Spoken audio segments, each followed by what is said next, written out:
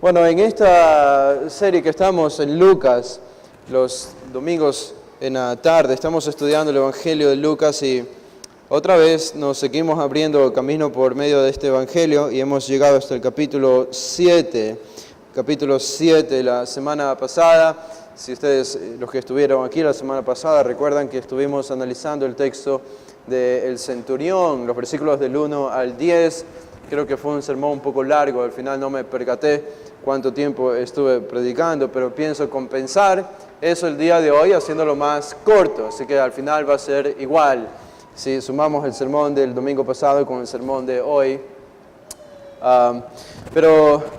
En este texto que nosotros vamos a analizar tenemos los versículos del 11 al 17. Versículos del 11 al 17. Y Jesús continúa su travesía por Galilea, por Capernaum. Y aquí nos vamos a encontrar con un milagro que Él va a realizar, que de hecho es el primer milagro de esta naturaleza. Él va a hacer otro más adelante, pero por lo menos el primero de esta naturaleza, que es la resurrección de un muerto. Jesús va a resucitar a un muerto. Seguro es el primer milagro de este tipo que encontramos en el Evangelio de Lucas. Y por eso nos llama bastante la atención. Estaba pensando un poco acerca de la resurrección de los muertos y leí un artículo de un doctor que se llama Parnia, y este doctor hizo una especie de estudio científico, él como científico, acerca de las supuestas experiencias de personas que supuestamente mueren, entre comillas, y regresan a la vida. No sé si ustedes han escuchado algunas de estas historias, pero yo he escuchado algunas de estas historias por lo menos a finales de los 1990, 99, inicios de los 2000, 2010. Algunas historias de estas aparecieron especialmente desde Norteamérica, los Estados Unidos. Y este autor, este científico, pensando en esto, llegó a la conclusión, haciendo un análisis de distintas personas que decían haber experimentado muerte y haber vuelto a la vida en el hospital. Este científico reconoce que cerca del 50% de aquellos casos estudiados, los pacientes eran capaces de recordar algo de lo que vieron, solo el 50%. Eso significa que el otro 50% no recordaba nada.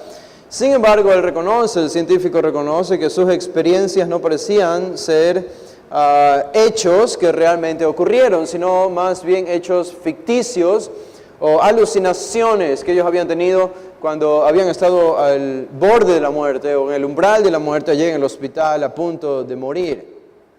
Y este científico Parnia resume 7 categorías de cosas que las personas supuestamente, según su propia confesión, según su propia experiencia, han visto cuando han experimentado la muerte. Esto es lo que las personas mismas dicen, y Parnia simplemente hace un resumen y los recoge en 7 categorías. Y él dice, hay miedo, es lo que las personas han expresado cuando han tenido este tipo de experiencias. Miedo, han visto animales y plantas, han visto una luz brillante, han visto violencia y persecución, han visto un déjà vu, es decir, algo que hemos visto antes y se repite, han visto seres familiares y han recordado cosas que pasaron justo antes de su supuesta muerte. Y estas son las supuestas experiencias y cosas que ellos han visto al experimentar la muerte o al estar en el umbral de la muerte. No sé ustedes, pero a mí estas cosas me parecen más experiencias de un vivo que de un muerto. Ver animales y ver plantas, violencia, persecución, ver una luz brillante. Digo, estas son cosas que veo todos los días, por lo menos yo. Pero cada uno, dice Parnia, interpreta su experiencia de acuerdo a su creencia. Y él reconoce y dice, alguien de India puede volver de la muerte, esto entre comillas, y asegurar que vio al dios Krishna. Mientras que alguien del medio oeste estadounidense, dice él, puede regresar de la misma experiencia y afirmar que vio al dios cristiano.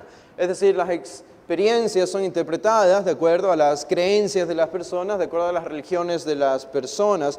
Esta es por lo menos su experiencia cuando él ha conversado con estos pacientes o supuestos pacientes.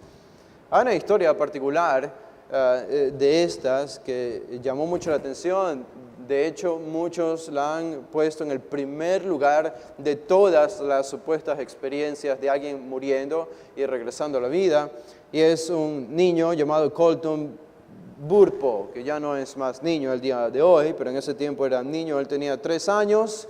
Esto ocurrió, supuestamente, ocurrió en el año 2003. Él, teniendo 3 años, en el 2003 tuvo una apendicitis, casi una peritonitis, y fue llevado de emergencia al hospital, donde supuestamente cayó inconsciente y algo de confusión si realmente murió o simplemente estaba inconsciente. Pero este niño dijo, después de haber despertado en el hospital, que contó a sus padres que había visto a Jesús. Y había visto a Jesús con una compañía de ángeles. Y que cuando Jesús vio que el niño estaba asustado de ver a Jesús y a los ángeles, Jesús lo calmó y le dijo a los ángeles que lo calmen. Los ángeles lo calmaron y el niño se calmó. Y el niño le dijo al padre, esto es grandioso, Jesús me calmó. Se escribió un libro de esto. La historia parece interesante hasta que ustedes se enteran de que el padre de este niño escribió un libro acerca de su experiencia para vender el libro y recibir dinero. Y el libro se llama El cielo es real. De hecho, se hizo una película acerca del cielo es real. Yo recuerdo en el 2011, cuando viajé a Estados Unidos para estudiar en el seminario, estaba conversando con una pareja de la iglesia de allí, y esta pareja me habló acerca de este libro y me recomendó este libro, lo que me pareció sorpresivo, porque no esperaría que una pareja que está en una iglesia bíblica sienta una inclinación a creer lo que este libro dice. Pero sin embargo me trataron de introducir a esto. Yo les dije que era escéptico acerca de lo que el libro decía.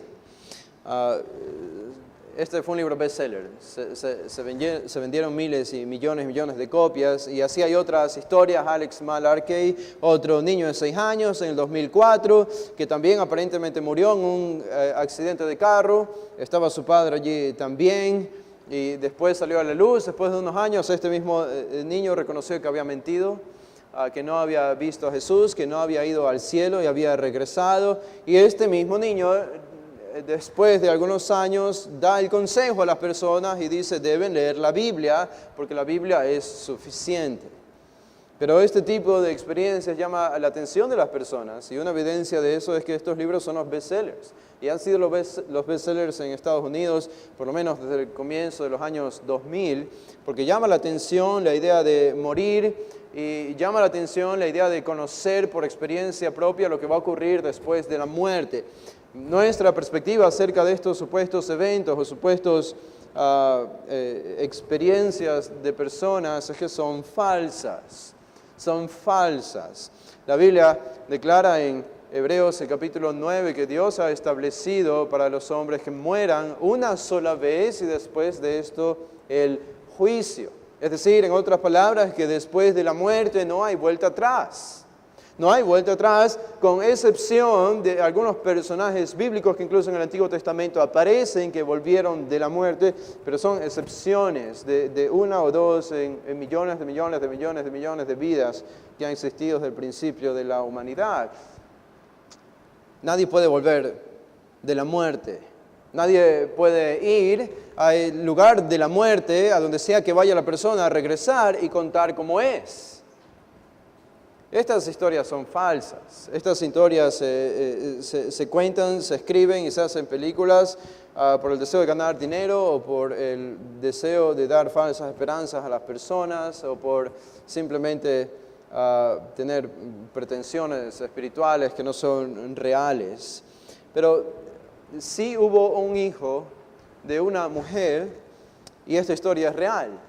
Hubo un hijo de una mujer que murió, y que después de algunas horas, o probablemente después de un día de haber estado muerto, no sabemos dónde había ido su espíritu, o dónde había ido su alma, si estaba en la presencia de Dios, o si no estaba en la presencia de Dios, no sabemos absolutamente nada, pero que después de haber muerto volvió, es decir, su espíritu o su alma se volvió a unir con su cuerpo, y el joven se volvió a levantar y comenzó a hablar. Esta es una historia real y esta historia la tenemos en la Escritura.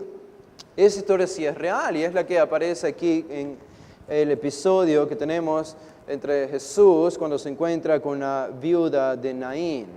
Ahora, yo quiero que noten algo acerca de esta historia, y es que tiene una similitud con la historia previa. ¿Recuerdan la historia del centurión?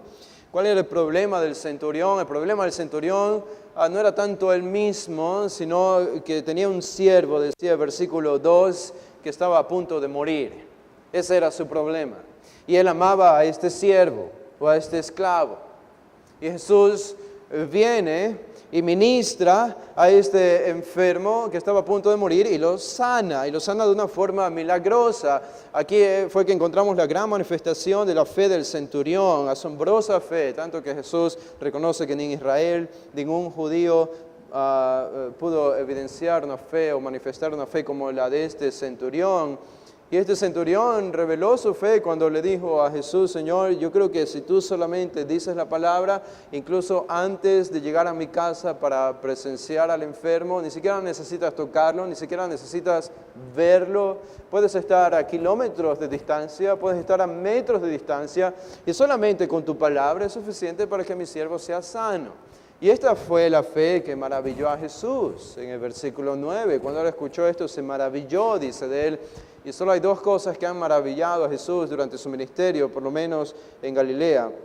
Solo dos cosas: la incredulidad de Nazaret lo maravilló porque se utiliza esta misma palabra, y la fe del centurión en un sentido positivo. Son las dos únicas veces que aparecen en los evangelios este término aplicado a Jesús. Jesús realmente se sorprendió por la fe de este centurión, y tanto fue así que Jesús hizo más incluso de lo que el centurión esperaba. En el relato de Lucas, por lo menos, tenemos que ni siquiera pronuncia una palabra para sanar al enfermo. Y cuando él llegó a casa, encontró al enfermo sano. ¿Qué tenemos aquí? Jesús ministrando a un enfermo. Y Jesús tiene el poder, entonces, este es el poder de Jesús, no solamente sanando un resfriado o una gripe. Esta era una enfermedad mortal, porque el enfermo estaba a punto de morir. Ya el centurión no tenía esperanzas de ayudar a su siervo. No había esperanzas para él. Era una enfermedad que le iba a llevar seguramente a la muerte. Y esto hace evidenciar más el poder de Jesús cuando sana a alguien que estaba a punto de morir. Es decir, no simplemente sanó una gripe, sanó una enfermedad mortal. Y este es el poder de Jesús. Ahora, lo que tenemos en la sección siguiente, en el pasaje siguiente, cuando Jesús se encuentra con la viuda de Naín, es que Jesús no es solamente capaz de sanar enfermedades regulares. Jesús no es solamente capaz de sanar enfermedades mortales, sino que Jesús es capaz incluso de resucitar a alguien que ha muerto por una enfermedad mortal. Y esto es lo que encontramos en los versículos del 11 al 17. Ahora, quiero mencionar esto y quiero hacer énfasis en el milagro de Jesús de sanar y de resucitar, porque ese es el énfasis de Lucas. Sin embargo, no debemos pasar por alto otro énfasis que hace Lucas, y que aparece también en el centurión y que aparece aquí. Lo vamos a ver a medida que nosotros avancemos en este texto. En el versículo 11, entonces, tengo una especie de bosquejo, así que para poder guiarles un poco. En el versículo 11 tenemos la ocasión, en el versículo 11 la ocasión que estaba sucediendo. Dice: aconteció después que él iba a la ciudad que se llama Naín, e iban con él muchos de sus discípulos y una gran multitud. Lucas entonces comienza diciéndonos: aconteció después, y esta palabra o esta frase, kaigéneto, después marca el comienzo de una nueva historia, pero también introduce la conexión que hay con la historia anterior, con el episodio, entre el episodio presente y el episodio anterior. Y aquí es donde encontramos esta conexión de la que yo les hablaba: Jesús ministrando una enfermedad mortal y Jesús resucitando a alguien que ha muerto por una enfermedad mortal, como el hijo de la viuda de Naín. Las dos historias están relacionadas. pero no solo relacionadas en cuanto al poder de Jesús para sanar o para resucitar. Ya vamos a ver cuál es otra de esas conexiones que nosotros vamos a analizar. Pero aquí encontramos entonces que Jesús ha venido de Capernaum entonces. Él ha venido de Capernaum porque su encuentro con el centurión ocurrió en Capernaum, o en las afueras de Capernaum, o muy cerca de Capernaum, esta ciudad al norte de Galilea. Después de que terminó de predicar el sermón del monte, entonces entró en Capernaum, sanó al siervo del centurión, y después de esto, entonces el versículo 11 nos dice que él se dirigía a Naín, a la ciudad de Naín. Naín estaba al sur de Galilea, Capernaum estaba al norte, Naín estaba al sur de Galilea, y esta ciudad se nos dice que era una ciudad que más bien debe llamarse aldea. Estaba aproximadamente a unos 40 kilómetros de Capernaum. 40 kilómetros de Capernaum, eso probablemente habría significado, si Jesús habría caminado para llegar desde Capernaum a Naín, él habría caminado aproximadamente por lo menos unas 7 horas. 7 horas de viaje, 7 horas de camino. Un camino largo. Si pensamos entonces que él salió de Capernaum temprano en la mañana, a las 6 o a las 7, habría llegado a Naín como a las 2 o a las 3 de la tarde. Con una gran comitiva, con una gran compañía de discípulos y de personas que le estaban siguiendo de las ciudades circunvecinas. Pero ahí tenemos entonces a Jesús, nos dice Lucas que él iba a la ciudad que se llama Naín, e iban con él muchos de sus discípulos y una gran multitud. Muchos de sus discípulos y una gran multitud. Había mucha gente siguiendo a Jesús. Probablemente esta era la misma gente que le había escuchado en el Sermón del Monte. Probablemente eran las mismas personas que habrían presenciado algo de la conversación entre Jesús y el centurión, o los enviados por el centurión. Eran personas que estaban siendo atraídas por Jesús. Lucas nos dice que era una gran multitud. Y podemos pensar el resultado. ¿Por qué tanta gente seguía a Jesús? Bueno, después de aproximadamente un año de haber comenzado su ministerio, o un año y medio de haber hecho milagros, de haber hecho sanidades, de expulsar demonios. Para este tiempo Jesús, de manera específica, ya habría convertido agua en vino. Jesús ya habría purificado el templo. Jesús ya habría predicado a la mujer samaritana y habría reconocido sus pecados sin haberla conocido. Jesús ya habría sanado al hijo de un noble milagrosamente. Jesús ya habría sanado también en la sinagoga de Capernaum a un hombre. Jesús ya habría sanado a la suegra de Pedro. Jesús también ya habría ministrado a través de Galilea, sanando por doquier. Jesús habría también sanado a un leproso, habría sanado y habría perdonado a un paralítico dentro de una casa cuando él estaba enseñando. Jesús ya habría sanado a un cojo también en día de reposo. Jesús habría proclamado que era igual al Padre también. Él habría sanado la mano de un hombre en el día de reposo. Habría también llamado a los 12 discípulos y habría predicado el sermón del monte y habría sanado al criado de un centurión. Todos estos milagros, según la cronología del ministerio de Jesús, él ya los habría hecho para este punto. Por eso no nos sorprende lo que nos dice Lucas en el versículo 11, que 7 horas viajando y la gente le seguía. A ver, nosotros podemos pensar, ¿acaso estas personas no tenían nada que hacer? No tenían sus trabajos, no tenían sus familias y sus amigos y sus quehaceres domésticos y cualquier otra cosa a la que ellos se dedicaban, que estaban con Jesús casi todo el día literalmente. Por lo menos este día, no sabemos qué día era, alguna primavera del año 28 después de Cristo, pero le seguían a la luz de todo lo que él había estado haciendo anteriormente. Jesús era una persona irresistible para las personas, era atrayente, era extremadamente popular para este tiempo ya, y esto explica lo que nos dice Lucas. Muchas personas le seguían, una gran multitud de muchos de sus discípulos. Bueno, esta es la ocasión que tenemos aquí. Ahora vamos al versículo número 2. En el versículo número 2 encontramos, vamos de la ocasión, nos encontramos con la tragedia. La tragedia. Y esto es lo que presenta la necesidad, y donde hay necesidad hay la provisión divina. Pero primero veamos la necesidad o la tragedia en el versículo 2, y dice: cuando llegó cerca de la puerta de la ciudad. Y aquí que llevaban a enterrar a un difunto, hijo único de su madre, la cual era viuda, y había con ella mucha gente de la ciudad.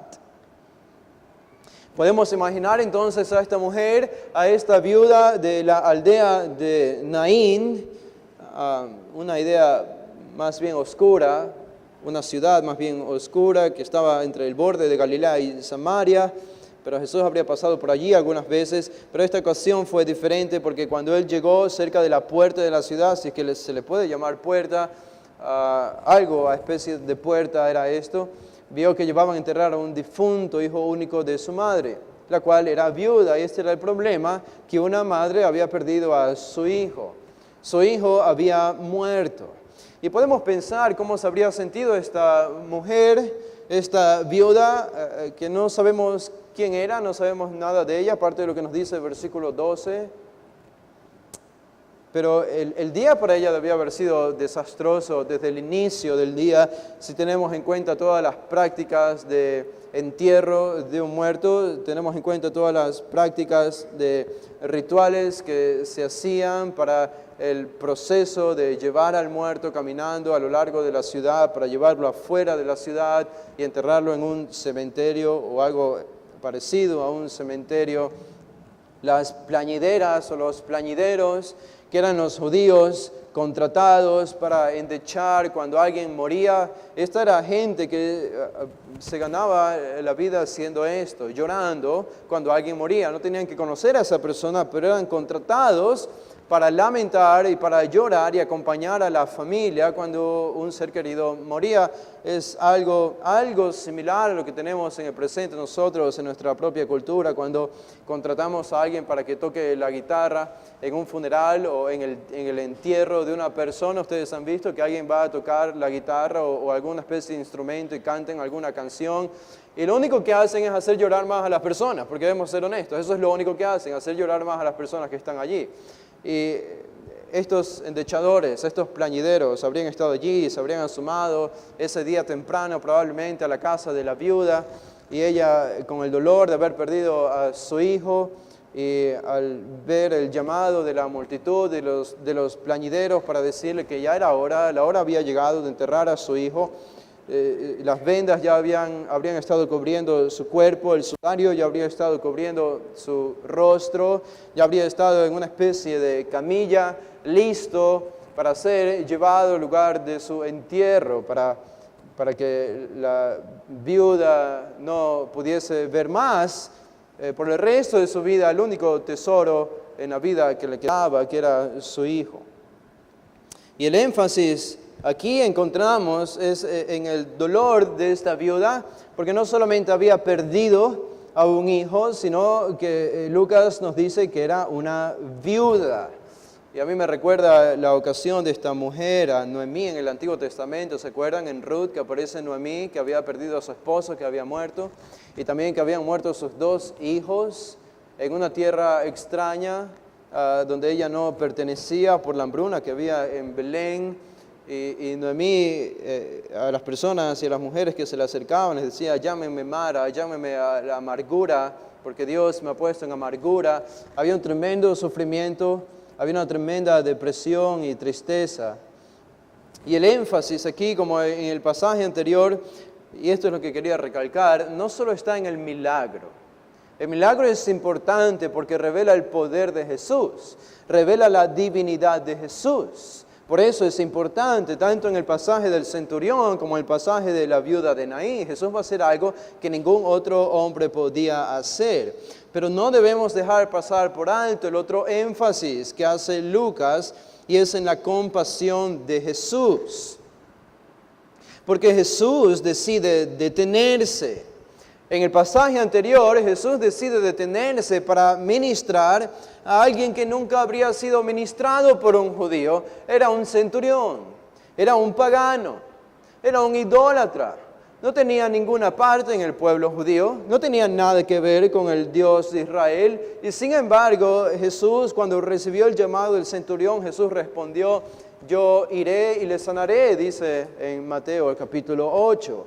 Jesús se dispone a mostrar su compasión ante un pagano, ante un gentil ante un centurión. Y que encontramos otra vez la compasión de Jesús, porque Él está dispuesto a ministrar a una viuda. A una viuda. Ya no es un centurión pagano, ahora es una viuda judía que no le quedaba nada prácticamente, sin esposo, sin hijo, no tendría fuentes de ingresos económicos. Toda su esperanza habría estado en su hijo. Ese era el futuro de la viuda. Era la vida de la viuda, era su hijo. Y la providencia la había golpeado fuertemente con una severa tormenta, no solo habiéndole quitado a su esposo, habría sido esto suficientemente duro para ella, pero ahora recibió este otro duro golpe de la providencia divina y decidió quitarle su hijo, lo único que le quedaba. Y esto es lo que sabemos de la mujer. Sin hijo, sin esposo, pobre, desesperada, sin esperanzas, sin nadie a quien acudir, sola, aislada, solitaria, deprimida, estresada, la mujer. Y esta es la persona perfecta. Este es el blanco perfecto para alguien como Jesús. Porque nadie puede estar más en sufrimiento que una mujer como esta viuda. Y nadie está más dispuesto a proveer una necesidad para el sufrimiento humano que Jesús. Se encuentran entonces la necesidad humana con la provisión divina. Y algo asombroso sucede en este episodio. Por eso no debería sorprendernos el dolor de esta viuda, porque está a punto de ser el blanco del mismo Jesús, del Dios hecho hombre. Y esta es la única estrategia de Jesús para evangelizar, es lo que vemos en los evangelios, la única estrategia de Jesús para ministrar. Muy diferente al evangelismo moderno, las personas en muchas iglesias son utilizadas solamente como comodines para llenar la iglesia y producir más dinero por medio de las personas. O si no hacen esto, las iglesias se llenan de estrategias para tratar de llevar a cabo lo que es el ministerio de la evangelización o de la compasión. Jesús usó un método muy distinto, de hecho mucho más simple. Era tan sencillo como estar dispuesto a proveer las necesidades. Es la compasión. Esta fue la única estrategia de Jesús, la compasión. Simplemente estar dispuesto en el momento correcto, en el lugar correcto, ante las personas correctas que necesitan ayuda. Y este es Jesús haciendo lo que dice en un sentido Lucas. ¿Se acuerdan cuando Jesús cogió el rollo del libro de Isaías y lo leyó en la sinagoga, algo que enojó mucho a los judíos? Y él leyó en el capítulo 4, versículo 18, Jesús leyó: el Espíritu del Señor está sobre mí, por cuanto me ha ungido para dar buenas nuevas a los pobres. De una manera metafórica, la relación o la referencia de los pobres es a los pobres en espíritu, a los que se humillan. Pero a veces encontramos en la Biblia que los pobres, por lo menos en el Evangelio de Lucas, que los pobres, económicamente hablando, son los que más se humillan. Ahora, eso no siempre es así. Hay pobres que son muy orgullosos y ricos que son humildes. Pero parece que aquí tenemos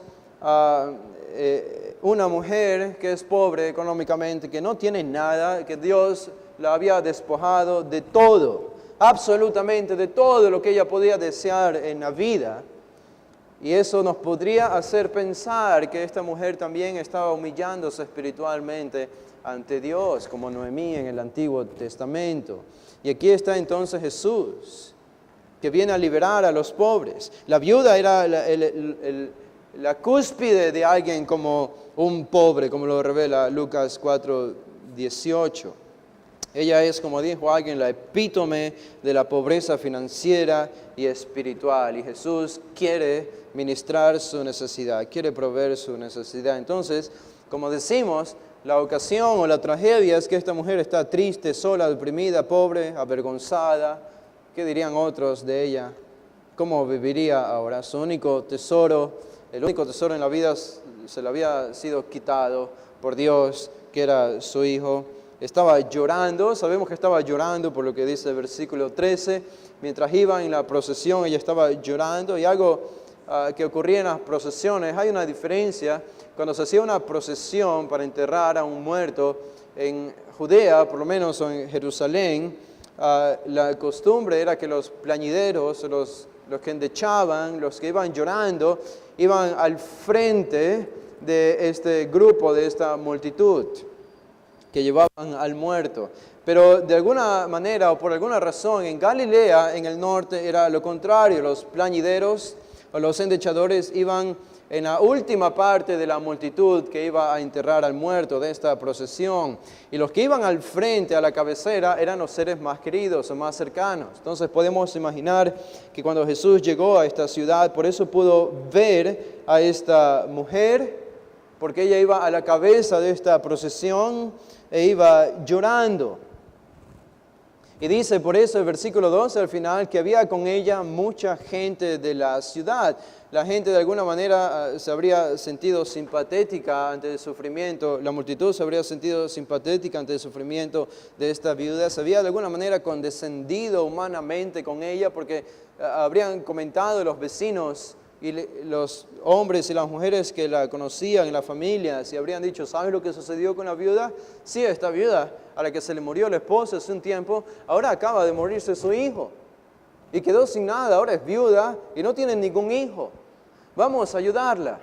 Tenemos que hacer algo por ella. Vamos a acompañarla en este momento de dolor. Y por eso vemos que al final del versículo 12 dice que había mucha gente de la ciudad, estaba con ella. Ella no necesariamente conocía a todas estas personas, pero querían condolerse con el dolor de esta mujer. Y creo que esta última referencia de mucha gente de la ciudad simplemente eleva el dolor de la mujer. Es decir, tanto era su dolor que vemos evidenciado la cantidad de personas que estaban dispuestas a consolarla en este momento difícil. Algo interesante que encontramos aquí, y es una de las diferencias con el pasaje del centurión, es que aquí no hay ninguna petición para Jesús. ¿Se acuerdan? El centurión mandó a llamar a Jesús, Señor, por favor, ven a sanar a mi siervo, y después envió otra delegación, Señor, ya no vengas porque soy pecador y estoy humillado ante ti. Después, Señor, perdóname por decirte que no vengas, ya no sé qué hacer, voy donde tú estás. Y el centurión conversó con Jesús en persona, según nos dice Mateo, pero hubo una petición, hubo un requerimiento de parte del centurión, ya sea personalmente o por medio de sus delegaciones que envió. Acá no vemos nada de esto. Acá vemos que la viuda, aparentemente, la viuda es inconsciente siquiera de la presencia de Jesús. Aparentemente ni siquiera se ha percatado de quién acaba de llegar a la ciudad de Naín. Y podemos entender el hecho de que está muy ocupada con su propio sufrimiento. Y sin embargo, aunque la viuda no le pide nada a Jesús, tal cual hizo Jesús con el centurión, Jesús está dispuesto a suplir su necesidad, aunque la viuda no se lo pidió. Y esto enfatiza de nuevo la compasión, la naturaleza compasiva y divina de Jesús. Ahora noten el versículo 13. El versículo 13, ahora pasamos de la tragedia a la compasión. De la tragedia a la compasión. El versículo 13 dice, cuando el Señor la vio, se compadeció de ella y le dijo, no llores. Entonces este Jesús, entrando a la ciudad de Naín, lo primero que ve es esta mujer, y Jesús está con una gran multitud detrás de él, y más cerca, imaginamos, estaban sus discípulos, y ahí estaba Pedro, y ahí estaba Juan y Tomás, y el resto de los discípulos al lado de Jesús, y con la expectativa de qué es lo que va a hacer Jesús. Era casi el final del día, probablemente era un poco antes del atardecer. La costumbre era llevar a los muertos en el atardecer, afuera de la ciudad, a enterrarlos, y Jesús logró ver a alguna distancia que había una gran multitud y probablemente hubo una conversación, no sabemos, entre Jesús y los discípulos. ¿Qué está ocurriendo aquí? ¿Por qué hay tanta gente que está saliendo? Y de pronto se dieron cuenta, es una mujer que ha perdido un ser querido. Es una mujer que ha perdido un ser querido, algo malo ha sucedido, una tragedia, y los discípulos probablemente habrían querido seguir su camino. Recuerden que estaban en proceso de formación, así como nosotros, y tenían la vista muy corta, eran egoístas, igual que nosotros. Y probablemente le dijeron a Jesús, sí, es otra de las tantas muertes que tú has presenciado, Señor. y que nosotros hemos presenciado, sigamos nuestro camino. Y sin embargo Jesús no decide seguir su camino, sino que Jesús decide detenerse, es lo que dice el versículo 13. El Señor la vio, y cuando el Señor la vio con sus ojos y decidió detenerse, dijo, no, esperen, aquí sucede algo diferente. Aquí sucede algo importante, no podemos seguir nuestro camino, tenemos que desviarnos. Y esta es la compasión de Jesús. Él la vio. A propósito, aparece aquí en el versículo 13 el título Señor, Kyrios. No siempre este título es una referencia a la divinidad, a una divinidad, pero a la luz de lo que Jesús va a hacer aquí, a resucitar a un muerto, no podemos menos que recalcar el hecho de que Lucas le llama Señor, y cuando el Kyrios, cuando el dueño de la creación, cuando el dueño de la vida y el dueño de la muerte vio a esta mujer, se compadeció de ella, dice el texto, se compadeció de ella. La palabra que utiliza Lucas aquí es una palabra extraña, en el griego es splagnizomai, pueden olvidar esta palabra por el resto de sus vidas, pero significa sentir simpatía o sentir compasión. Lo interesante de esta palabra es que viene de una palabra, explagnon, y esta palabra significa las partes internas del cuerpo, las entrañas o las vísceras. Simbólicamente este término se utiliza para hablar del corazón, de las emociones internas que una persona siente. Esta es una palabra muy humana. Esto es lo que un ser humano siente. Y Lucas está describiendo a Jesús de una manera muy humana.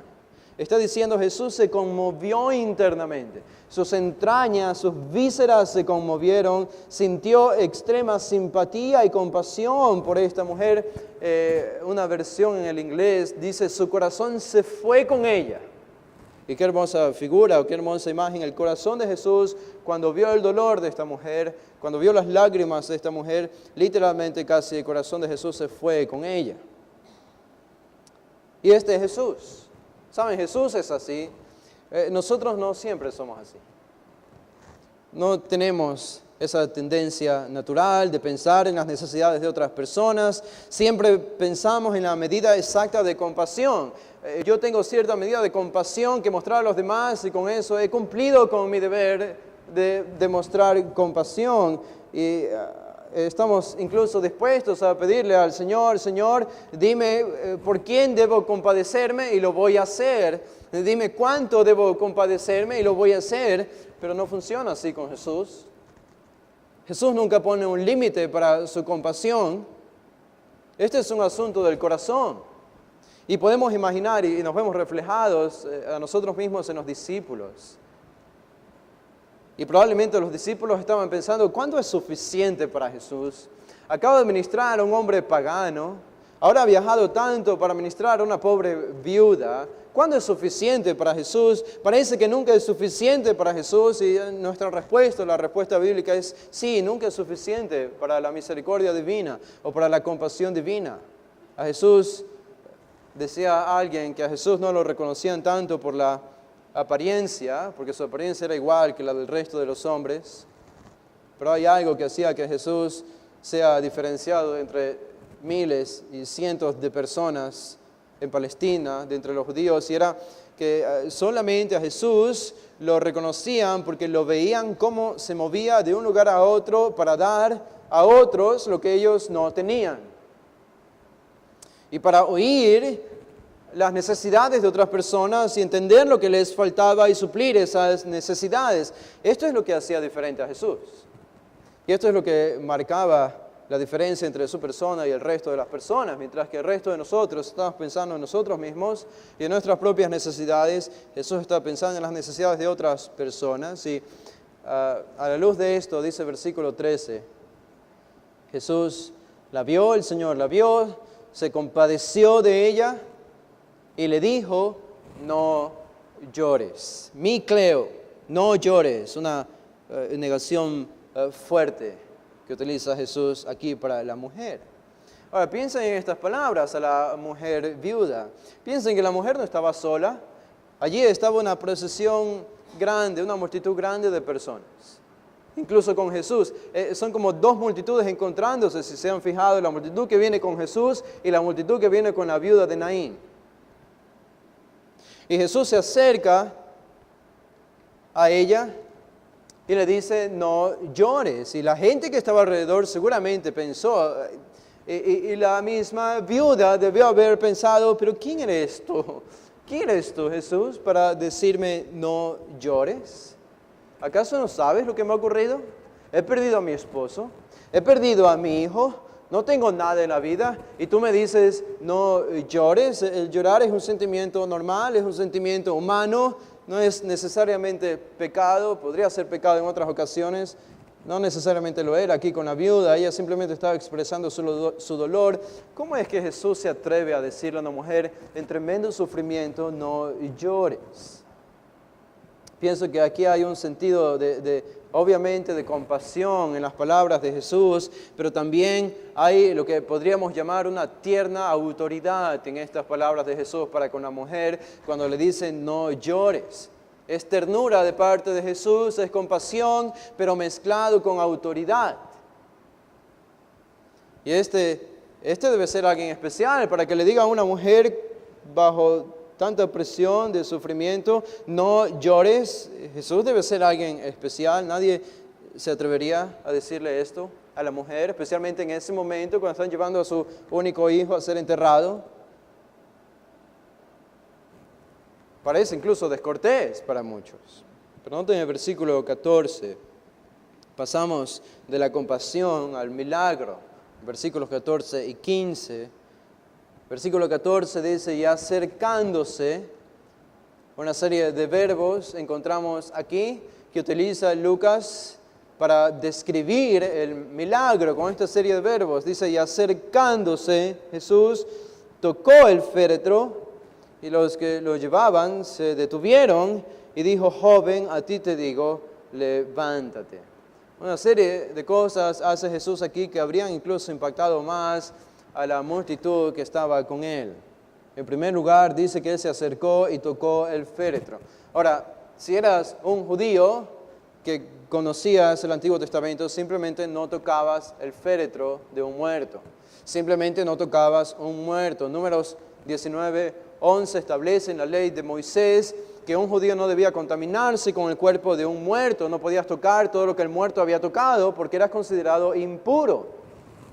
Y dependiendo del nivel de impureza, quedabas 24 horas impuro, o una semana impuro, o un día impuro.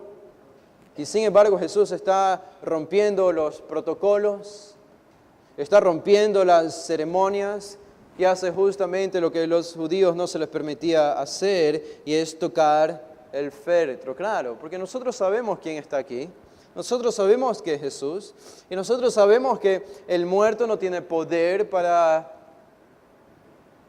dejar impuro a alguien como Jesús, sino que más bien la acción es contraria, que la energía sale de Jesús para ministrar a este muerto. Pero la reacción de los discípulos y del pueblo debió haber sido, ¿cómo Jesús se atreve a tocar a un muerto? Jesús, los discípulos le pudieron haber hablado en este momento, ¿qué estás haciendo, Jesús? Esto es impureza. Moisés reveló esto en Números 19. No puedes tocar a un muerto, no puedes tocar el féretro de un muerto, no puedes tocar esta camilla. Físicamente, aquí vemos que Jesús, sin embargo, lo hace, y Jesús literalmente detiene la procesión del muerto. Porque dice ahí el texto del versículo 14, acercándose, él tocó el féretro y los que lo llevaban se detuvieron. Claro, se detuvieron, era la sorpresa de ellos, estaban anonadados por lo que Jesús estaba haciendo, un judío, según la perspectiva de ellos, tocando un muerto. Esto simplemente no se hacía, pero ellos se detuvieron. Y Jesús entonces detiene la procesión del muerto, ellos se detuvieron, porque Jesús estaba a punto de convertir la tristeza en gozo, literalmente, o en asombro, como vemos al final. Estas no son cosas que vemos en Buda, estas no son cosas que hizo Krishna o Mahoma, ni la Virgen María. Estas son solo cosas que vemos en la persona de Jesús que revela todo el poder de su esencia divina. El poder que emana de Él como Hijo de Dios, como el Kyrios, como el Yahweh del Antiguo Testamento, el que siempre ha existido, el que siempre existirá, el que siempre existe, para el cual no pasa el tiempo, para el cual es una eternidad infinita. Él tiene un poder infinito, un reservorio de poder infinito, y para Él resucitar un muerto no es gran cosa. Y entonces pronuncia estas palabras que debieron incluso haber sorprendido aún más a la multitud. Porque después de tocar el féretro, Jesús le habla a un muerto y le dice: joven, a ti te digo, levántate. Como para especificar y para que nadie se confunda que Jesús estaba pronunciando palabras al aire o que estaba hablando a alguna otra persona entre la multitud o probablemente hablando a la viuda o a algunos de sus discípulos. Él especifica el hecho, dice: joven, a ti te digo, joven, a nadie más aquí entre la multitud, a ti te digo, joven, levántate. ¿Qué poder encontramos aquí? ¿Qué poder? ¿Qué autoridad de parte de Jesús para hablarle a un muerto, a alguien que no puede oír, a alguien que no puede reaccionar? Y la reacción de la multitud debe haber sido: este hombre está loco. Pero literalmente está loco, esto es ridículo. ¿Cómo, en primer lugar, interfiere en una procesión? Y esto ya es suficientemente descortés y malo, interferir con una procesión. Esto era algo casi sagrado para los judíos. Incluso trataban de evitar conversaciones ligeras cuando estaban en una procesión para enterrar a un muerto. Pero Jesús viene y es como que si prácticamente se para enfrente de la procesión y les dice: deténganse. En segundo lugar, Él les dice a la mujer viuda: no llores. En tercer lugar, toca al muerto. Y en cuarto lugar, le habla al muerto. Este hombre debe estar loco. Seguramente pensaron los que estaban allí presenciando este evento. Y sin embargo, ya que las palabras de Dios no pueden regresar vacías, siempre cumplen lo que promete. El versículo 15 nos dice que se incorporó el que había muerto y comenzó a hablar. Así nada más lo narra Lucas, como si fuese un evento diario, cotidiano. Entonces se incorporó el que había muerto y comenzó a hablar. El hecho de que comenzó a hablar testifica aún más la realidad de que estaba vivo. Estaba vivo. No fue una recuperación paulatina. No fue un proceso de estar inconsciente a estar consciente y después levantarse de la camilla como los falsos milagros de los falsos milagreros que encontramos de las falsas iglesias el día de hoy. Estos son milagros instantáneos que crean cosas que no existen allí y que dan vida donde no hay. Este es el poder de Jesús.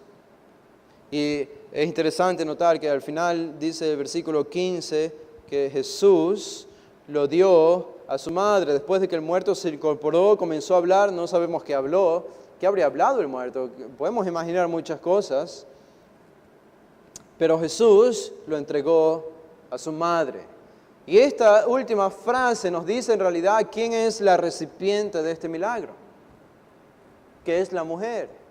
En realidad el milagro es más circunstancial, por más asombroso que es y por más que demuestra la divinidad de Dios, la divinidad de Jesús, es más circunstancial. Es más bien una justificación para lo que realmente quiere hacer Jesús, que es ministrar a una mujer en necesidad. Y ustedes se dan cuenta entonces, aún el milagro de resucitar a un muerto realza más y enfatiza más todavía el amor y la compasión de Jesús hacia esta mujer. Es lo mismo con el centurión. ¿Por qué Jesús sanó al siervo del centurión? ¿Por qué Jesús sanó al siervo del centurión? Principalmente porque Jesús tuvo compasión del centurión y quería ministrar al centurión, no tanto por el siervo. ¿Por qué Jesús resucitó a este hijo? No tanto por el hijo, sino porque Él tenía compasión de la viuda y quería ministrar a la viuda y quería proveer para su necesidad. Elías en el Antiguo Testamento hizo algo muy similar a esto. En 1 Reyes 17 encontramos que Elías también resucitó al hijo de una mujer Y la frase griega que se utiliza en la versión del Antiguo Testamento es exactamente la misma que utiliza Lucas aquí. Cuando después de que Elías resucitó a este hijo, dice, y lo dio a su madre. Y Jesús hizo exactamente lo mismo aquí, y lo dio a su madre. Es por eso que al final del pasaje muchos lo relacionaron a un profeta. En el versículo 16 vieron probablemente una referencia a lo que había hecho Elías en el Antiguo Testamento. Dice en el versículo 16, entonces, después del milagro, en el versículo 16 encontramos el asombro. Y todos, dice, tuvieron miedo, fobos, miedo literalmente tuvieron y glorificaban a Dios. Miedo por ver a un muerto resucitar y hablar.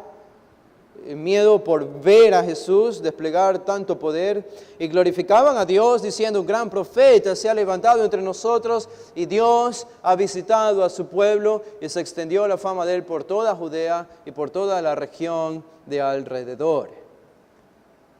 Esa es la respuesta de la multitud. Ahora debemos reconocer, esta es una respuesta esperada.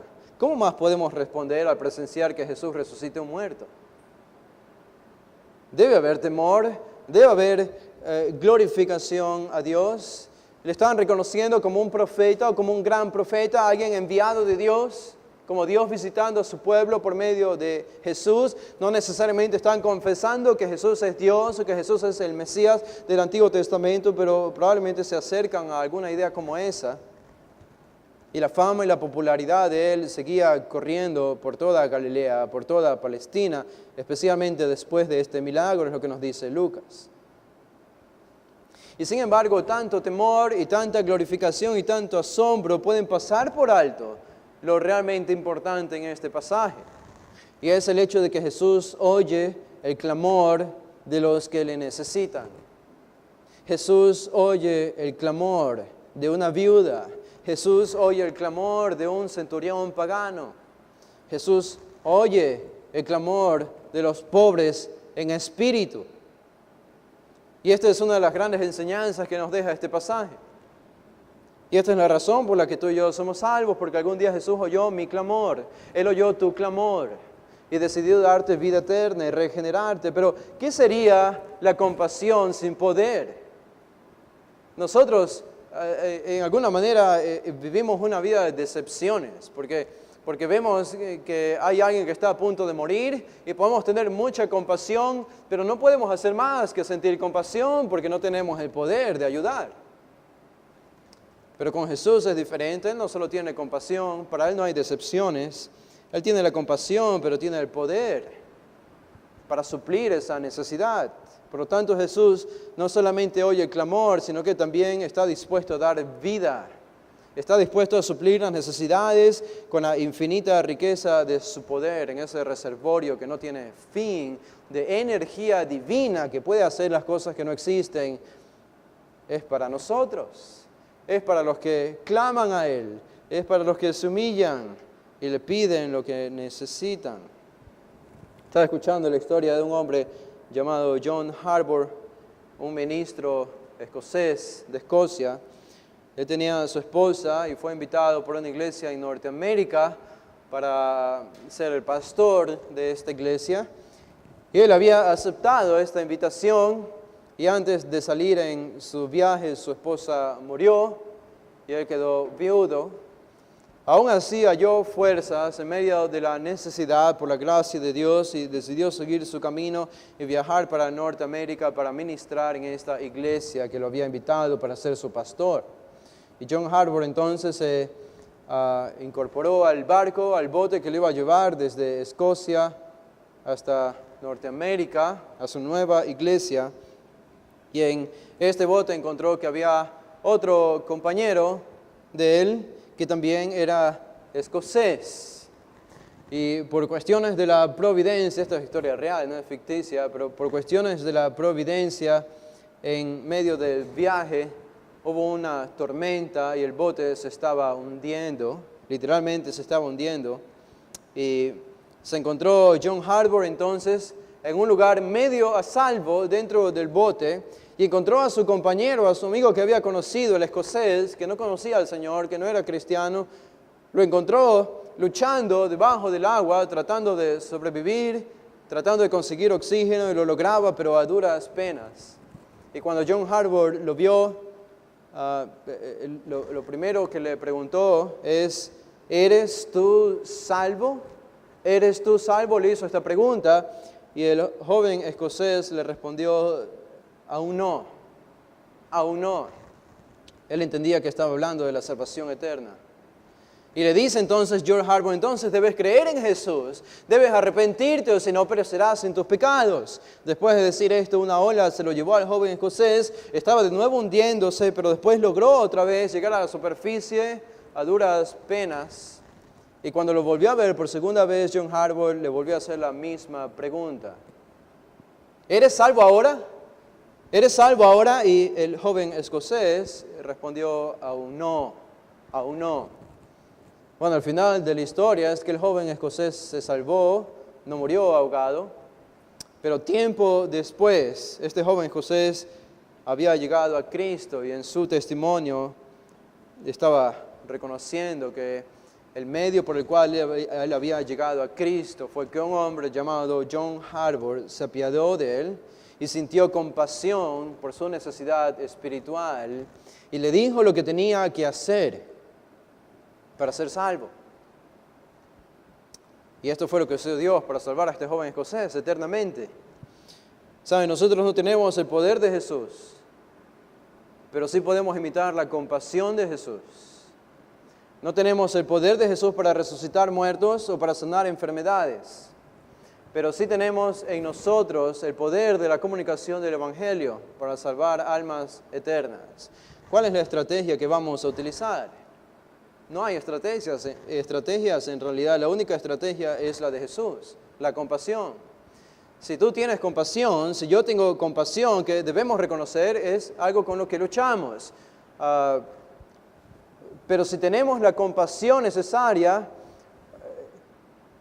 nuestro curso de acción va a ser el que vemos en Jesús en el versículo 13. Vamos a ver la necesidad, vamos a compadecernos al ver esa necesidad y vamos a buscar suplir esa necesidad. Y esto es como Dios salva a personas utilizándonos a nosotros. Evangelizamos cuando sentimos compasión por las personas. Y sentimos compasión por las personas cuando oramos por las personas y pensamos en su destino eterno. Vamos a hacer una oración. Padre, gracias te damos por este tiempo, por la divina compasión que Jesús demostró con la viuda de Naín. Nosotros, Señor, estamos aquí en el siglo XXI como parte de tu iglesia, miembros de tu iglesia, y a nosotros también nos has encomendado la tarea de suplir necesidades. No podemos hacerlo en la envergadura y en el poder y en la intensidad con la que la hizo Jesús, pero podemos imitar, Señor, y seguro podemos reconocer que no lo hemos hecho como hemos debido hacerlo hasta ahora. Y rogamos, Señor, que nos ayudes a tener compasión, a imitar la compasión de Jesús, para predicar el Evangelio a los perdidos, para suplir necesidades de nuestros hermanos. Ayúdanos a no medir nuestra compasión, a no limitarnos en nuestra compasión, sino antes bien a ser deliberados. Oh Padre, para que tú salves a los inconversos y para que tú consueles a los dolidos entre nosotros. Gracias por este testimonio supremo del poder divino y compasión de Jesús. En el nombre de Cristo oramos. Amén.